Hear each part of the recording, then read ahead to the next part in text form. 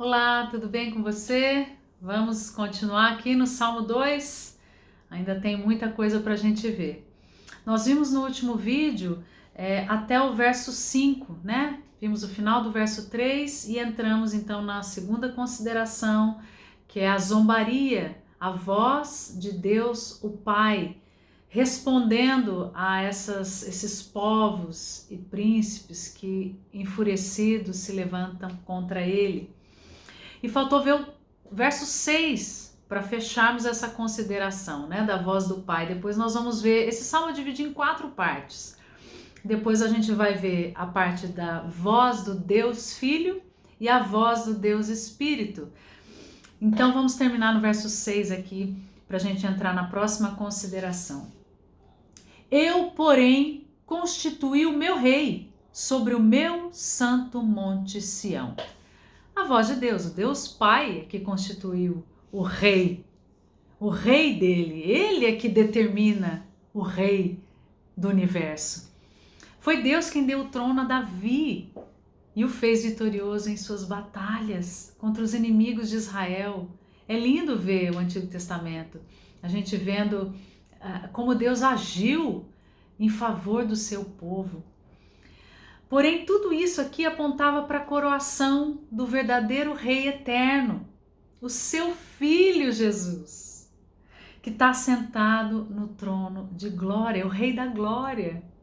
Aleluia por isso. Nenhuma oposição rebelde pode frustrar o plano de Deus que vai se cumprir por meio do Filho de Davi, da raiz de Davi. E hoje Israel não tem rei, a gente sabe disso, mas há um rei entronizado na cidade celestial de Sião, Jesus Cristo.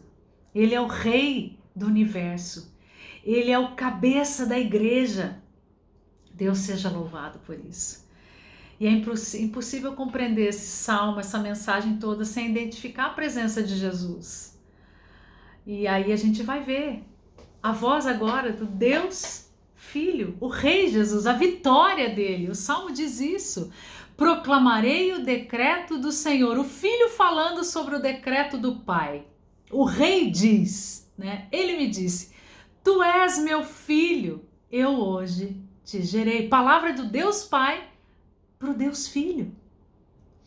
Pede-me e eu te darei as nações por herança e as extremidades da terra por tua possessão.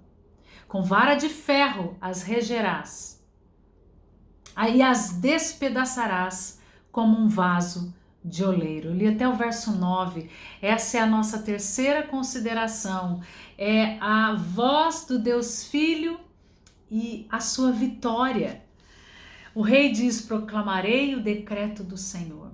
A glória eterna de Cristo aqui como Filho de Deus, acima dos anjos, foi publicamente declarada. Quando que Deus fez isso?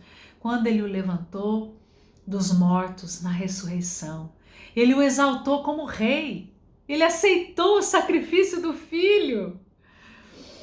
E ele disse: peça e eu lhe darei as nações por herança. A herança aqui, a ideia é a da redenção. Ele foi morto, ele comprou com o seu precioso sangue aqueles que procedem de toda a tribo, raça, língua, povo e nação. Apocalipse 5, verso 9. A sua igreja, a sua noiva, a sua herança, essa é a herança. O presente do Deus Pai ao Deus Filho, a igreja gloriosa. Que coisa linda, ele não levou em conta a vergonha da cruz, pela alegria que lhe estava proposta de nos comprar com seu precioso sangue.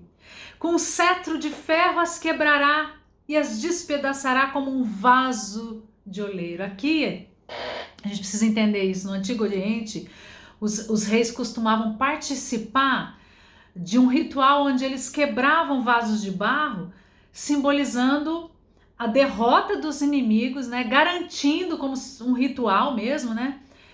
Desse modo a ajuda dos deuses que eles estavam saindo para a guerra, para a batalha. Então essa quebra era meio que uma garantia, uma superstição Mas Jesus não precisa desses rituais inúteis. Ele é Deus, Ele é Rei, Ele é vitorioso, soberano, aleluia! O trono de Deus não está abalado. É garantia do próprio Deus Pai para o Deus Filho. Bendito seja Deus por isso. A nossa vida está nas mãos dele. O apóstolo Paulo, ele disse que ele vai reinar até colocar todos os seus inimigos, debaixo dos seus pés. Todos os reinos cairão e o reino de Cristo é o reino eterno. Que você possa fazer hoje parte desse reino eterno, do Rei da Glória. Como faz para participar desse reino? Como faz para fazer parte desse reino? Creia no Senhor Jesus.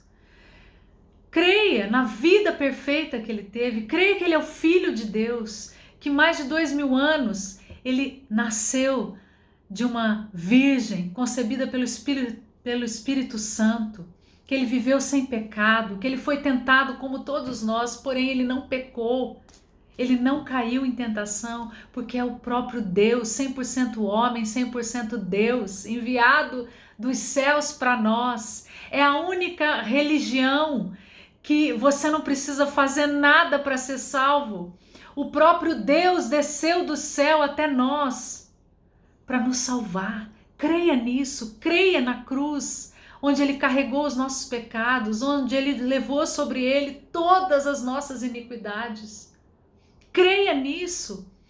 Creia que Deus o moeu e que 3 dias depois da sua morte, ele ressuscitou. O túmulo ficou vazio. Você nunca vai encontrar, quando for para Israel, os restos mortais de Jesus, porque o nosso rei vive. Ele esteve morto, mas hoje vive para todo sempre à destra de Deus. Creia nisso e seja salvo. Seja justo em Cristo Jesus, justificado pela justiça feita em Cristo Jesus. Ele bebeu o cálice da ira de Deus sobre o nosso pecado, porque o salário do pecado é a morte. Alguém precisava morrer e pagar pelos nossos pecados. Não fui eu e não foi você, foi Jesus Cristo, o ungido de Deus. Creia nele e que Deus te abençoe.